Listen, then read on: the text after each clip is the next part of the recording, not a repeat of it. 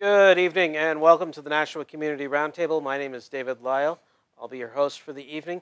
Tonight we are with Police Chief Andrew Lavoie and the Executive Director of the Great American Downtown, Paul Shea. I want to welcome you both to the show. It's going to be a little bit of a short show tonight. We're going to be talking more about community service and community engagement. So, Chief, when you want to give us a little bit of brief background on your history and how you got to where you are. Sure. I started out as a patrol officer, like everyone does here. I went up through the ranks to sergeant, lieutenant, captain, all in every different area we have in the police department. Detectives patrol. Made deputy chief, and then after 3 years as deputy chief, I became chief. Been chief since January of 2015. Personally, I have a master's degree in criminal justice administration, a bachelor's in criminal justice, and I'm in my starting my 32nd year with the Nashua Police Department. My 4th year as chief. Excellent. And Paul, want to give us a little bit of your background? So my background, professionally, I'm actually a registered nurse. So I have a bachelor's of science in nursing from Riviera University.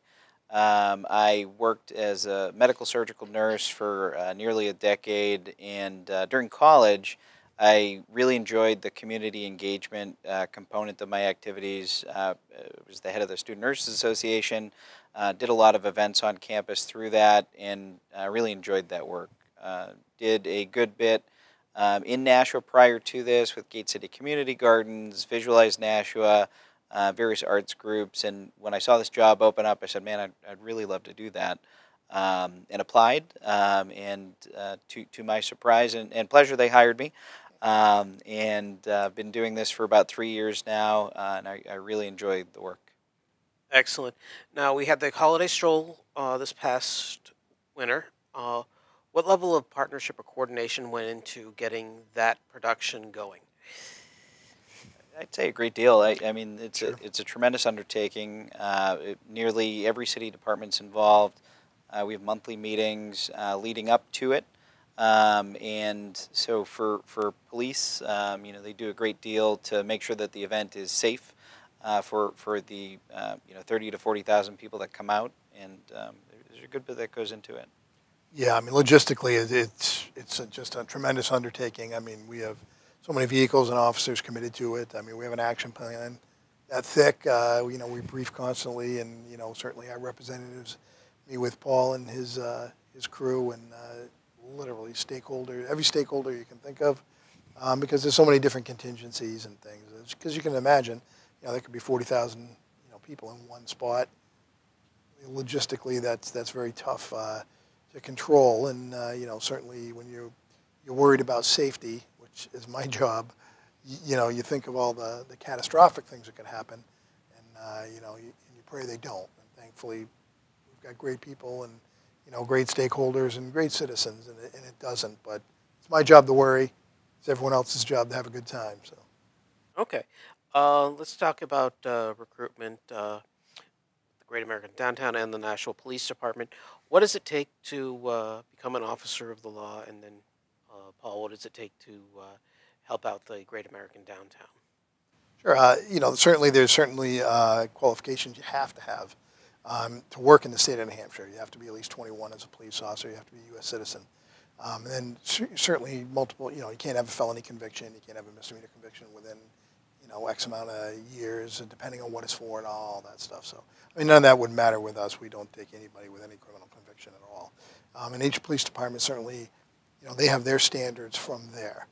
And, what I mean by that is you're only required to do a psych test and a background.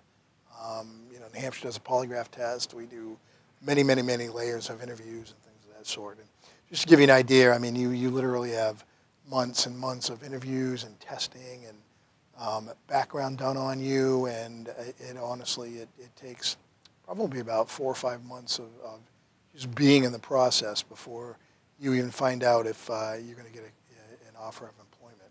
And that's just the start of your odyssey. That just means you're going to get hired. I review the package when it's done. It's been through a ton of different people. We have our recruiting division in the Professional Standards Bureau that's their job. So certainly they're very well versed in that. And basically we're looking for the best, the brightest. We don't require college degree. We don't require military, yet almost everybody we've hired for the past 4 or 5 years has a college degree and military. I mean, we have people that come in here with master's degrees. We have Green Beret captains from the U.S. Army. I mean, we have, quite an eclectic group, but they're all very, very, very high-end, hard-charging, very, very motivated, self-motivated type of people, because that's what you need in a job like this. I mean, we have some officers that are attorneys. They have law degrees and they're past the bar. I mean, and they're regular police officers. So it's certainly we're looking for the cream of the crop, and that's what we hire. And certainly because of that, you become an entire department of that, and and that's what we're looking for, because I certainly think that's what the citizens of Nashua should expect. I'd just say that the depth of that process in recruitment and hiring, and what do you hire? Maybe 2% of the people that you actually right around see. there. Yeah. And I think the depth of that shows in what I've experienced working with officers and what we do. To answer your question, Great American Downtown, there's lots of opportunities for engagement. Whether it's volunteering on an occasional basis, we occasionally have board opportunities. We also have sponsorship opportunities if you are a business owner and would like to highlight your business through our events and programs.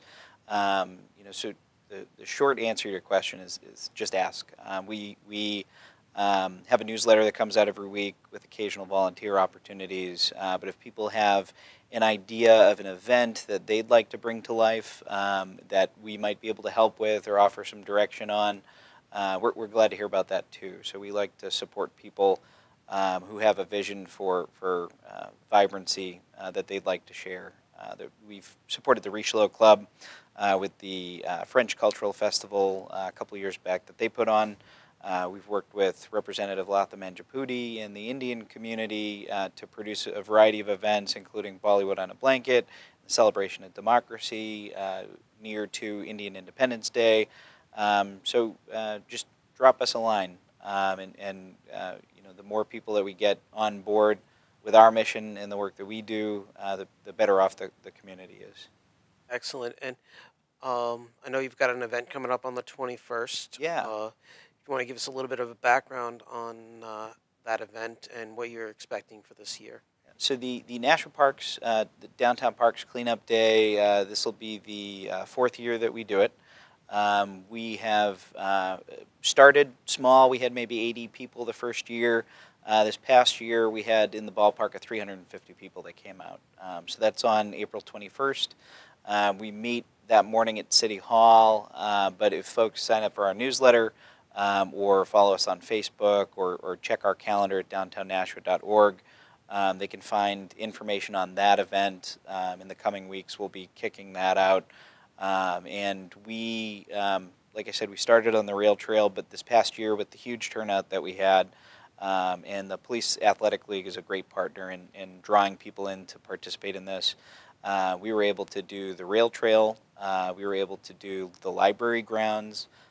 Some of the Riverwalk, as well as some of the pocket parks in the neighborhood, in the tree streets in French Hill. So we've really been able to cover a lot of ground, and the more people that we can have at that, the more we can scale up. And when the snow melts in the spring, all of the stuff that has been building up over the late fall and into the winter kind of emerges. So there's a lot of cleanup to do, and all those volunteers help a great deal with the lift that Park and Recreation has to really set them up for success as they maintain our many parks throughout the year. Okay.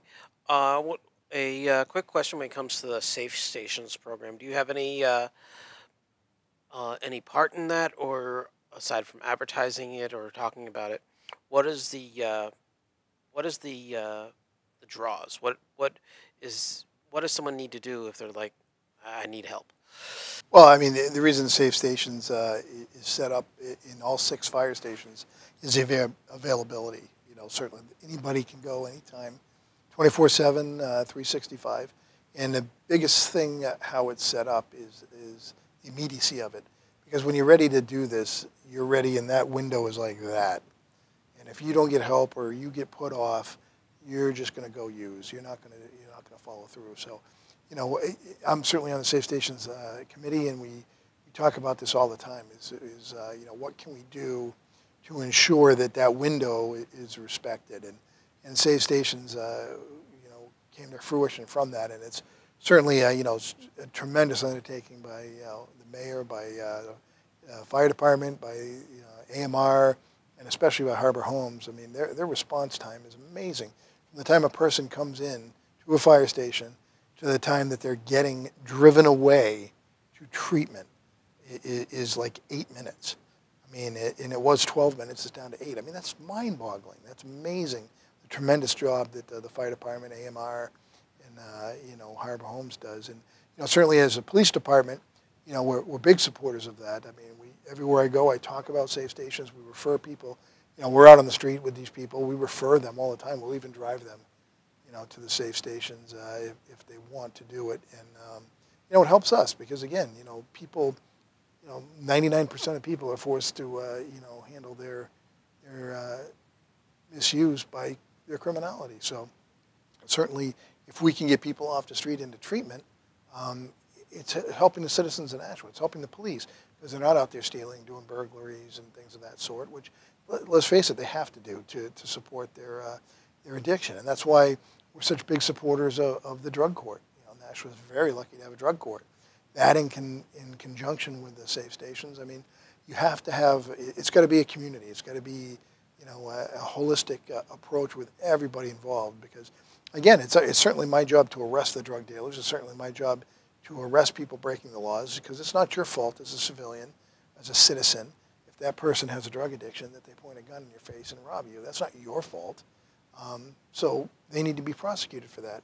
But the way to make sure they don't have to do that is for us to help them get in the treatment and for us to be involved in that aspect of it. It's not always, you know, enforcement. It's certainly prevention and things like that. And, you know, we can't quantify, you know, how many people we help simply by, you know, locking up a drug dealer. But if you think about it, that drug dealer could have sold 20, 40, 50, 100 people that night. And this is stuff that can kill you one time. So, I mean, we have no idea how many lives we saved by arresting a drug dealer, but because we can't quantify it. But I can guarantee you it's many. Okay, have you ever had anyone who may have been in holding who's said, I need help? No, we can't do that because if they're in holding, they're under arrest. So they're certainly, you know, we can't usurp the bail conditions because you're bailed by the court, not by the police. So once you're under arrest, you fall into the jurisdiction of the court, even though you're in our cell. So, you know, certainly if they you know, need medical attention, we would take them to the hospital, but we're not we can't take them there in lieu of jail because certainly, you know, the big part about the Safe Stations is they get treatment immediately, and a lot of them don't need, you know, inpatient treatment, but that we wouldn't be able to do that. So, Paul, you want to give us a rundown of what you got coming up this year that we might be able to be aware of? I know you got a little cheat sheet with you tonight. Yeah, absolutely. I'll break out my cheat sheet. We'll take us into the beginning of the summer because we have perhaps 20 events on this list, and but coming up, Great American Downtown, of course, April 21st. We have the Downtown Parks Cleanup Day. The Gate City Community Garden Program begins then. So folks, if they Google Gate City Community Gardens or check out the page on our website, they'll find a sign-up link if they're interested. We have a 24-bed community garden along the Heritage Rail Trail. On May 5th, we have the New Muse Festival coming up. It's the second year of the festival. That will involve main stage music festival, an arts market, food trucks, and the rollout of the Nashua street pianos. We also have the Taste of Downtown coming up on June 6th. That's the first Wednesday in June. That event involves, it's our biggest fundraiser of the year, so we, of course, definitely want folks to look out for that one. That event involves 30 restaurants and retail locations set up, and folks with ticket get to go around and try dinner from up to 30 restaurants. Most folks make it to 15 before they get too full, but the champs push past 20, and very few make it to all stops. In any case, it's a great event. Folks should look out for that. And the Nashua Farmers Market opens up on June 17th. That'll run through October, every Sunday from 10 a.m. to 2 p.m. We accept SNAP and EBT at the market and do a market match with a partnership with the New Hampshire Food Bank. So folks who swipe SNAP EBT actually double the amount of fruits and vegetables they can buy. So they swipe for $1. Great. We give them $2 worth of tokens, and that's a great resource for the community. Like I said, we have over 20 large events that take place over the course of the year. Not all of them are ours. We partner with a lot of groups to highlight or put on events in various fashions. And we just today uploaded our Save the Date listing of all these big events. I think the first one on there is the City Arts Nashua Mary Goyette Luncheon. They'll be raising money for the Performing Arts Center. And then it goes all the way through to the Holiday Stroll. So this will be the 25th year of that event, if you can believe it. And so downtownnashua.org, slide on down to the bottom of the page, the first blog that says Save the Date. We'll have that full listing so people can put those on their calendar and get ready for a really great year in downtown. Now, with that food tasting event, do you have a little bingo card that people might be able to have to maybe potentially win like a gift card or something to one of the local restaurants? Yeah, we actually do. So we have a hotspot challenge for that event. The hotspot challenge, it's a 4 location challenge. So typically it'll be Cava Divino, Persian Rug Gallery, and Precision Body Arts, and one other location, probably Design Wares, I think. And so folks get a stamp at each of those locations and they can hand them in. If they make it to all of the hot spots, then they get entered into a raffle to win tickets to the Main Street, the dinner on Main Street. So in September, we do a 300-person, 5-course farm-to-table dinner using produce from our farmers market vendors primarily, along with some great chefs from MT's Local, Surf, Riverside Barbecue, Stella Blue, Fratello's, Jaja Bell's. It runs the gamut. So the whole team of talented chefs comes in, and so that will be the prize to answer your question there.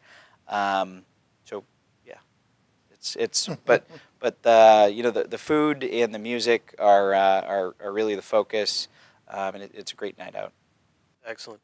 Now let's get back over to the police department. What is the procedure or what would you say the top 3 things that anyone should do if there's a active shooter? Because we've been having a lot of news about active shooter involvements lately. What would you say the top 3? Well, again, most active shooter things, thankfully, do not take place in schools. They take place in other venues, and certainly when you're out and about as a citizen, I mean, it's as simple as be aware of your surroundings.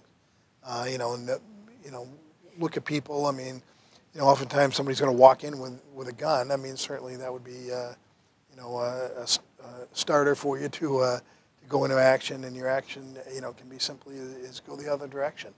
I mean, that sounds very simple, but it's oftentimes people freeze, and you can't freeze. You have to do something. The biggest thing is know where your exits are at all times, wherever you're at. Know where you are. Know a way to get out of there. I mean, any restaurant you go into, always look for an exit. I mean, it doesn't have to be for an active shooter. It could be for fire. It could be for anything. I mean, you should be able to check that out when you go into a place. But the big thing for an active shooter is get away from the shooting. Don't just cower down. And hope the person doesn't come looking for you. That's really incumbent upon you. You need to save yourself. Shootings literally take 3 minutes. They take 6 minutes. If you don't save yourself, the police aren't going to have time to get there to save you. Literally, they're done that fast. So it's on you, and you need to step up, and you need to have an idea what's going on. And the National Police Department actually offers free citizen response to active shooter training, and we do that. It's usually on a Saturday in a 4-hour block. You can sign up on our website, www.nashvapd.com, and again, it's free training. And our firearms training experts will explain to you and go over scenarios with you and tell you some things to be aware of. They'll even cover traumatic, first aid and tourniquet. The biggest thing with first aid is treat yourself first, because you can't help anybody else if you're bleeding out too. So I mean, these are all things that people sometimes they just need to be made aware of that stuff, and they need to be told. And once they're told, they'll go into action, and then they'll be men and women of action rather than people of inaction. But it is the biggest thing is you just have to be aware, and you have to be ready to take action. And there's nothing wrong with that action being taken off, because the average citizen doesn't get paid to solve this. They need to take care of themselves and their family. Okay, and are there any programs to help with someone who might be getting assaulted to help deal with that? Sure. I mean, we offer what's called RAD, which is Rape Aggression Defense, and that's actually a training. It's for females, and it's probably one coming up, I think, in April. Certainly check the website. And again, that's offered free of charge to citizens, and that one is a little different. It's I believe they meet at least 4 weeks in the evening for a couple hours, and that ends with a hands-on full fight with a couple of officers dressed up in red man suits, which are the big padded suits, and they're actual fights and a couple scenarios, and you put your training to the test. So it's real life stuff, and again, any idea other than nothing is great, and it's our job to give you those ideas and to give you a plan and to give you some actions to take. Okay. Are there any, aside from the holiday stroll coming up this year, are there any events that your organizations are going to be partnering on to in the city? All of them?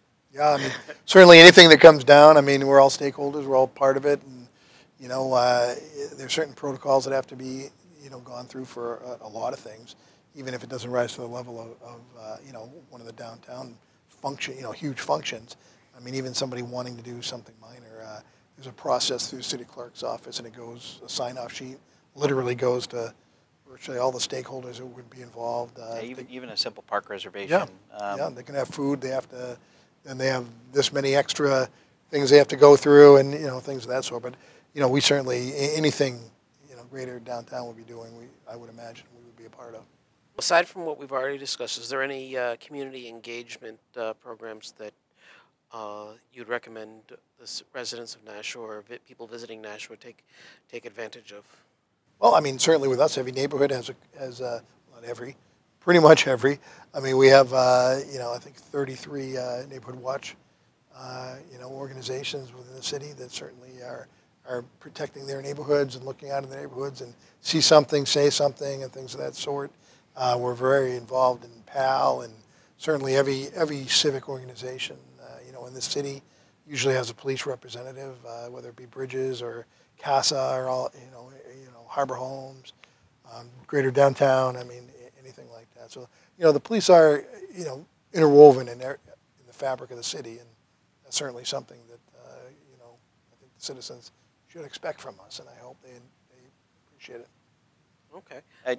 If I could, I'd be remiss if I didn't recognize Lieutenant Carrie Baxter, who serves on our board of directors.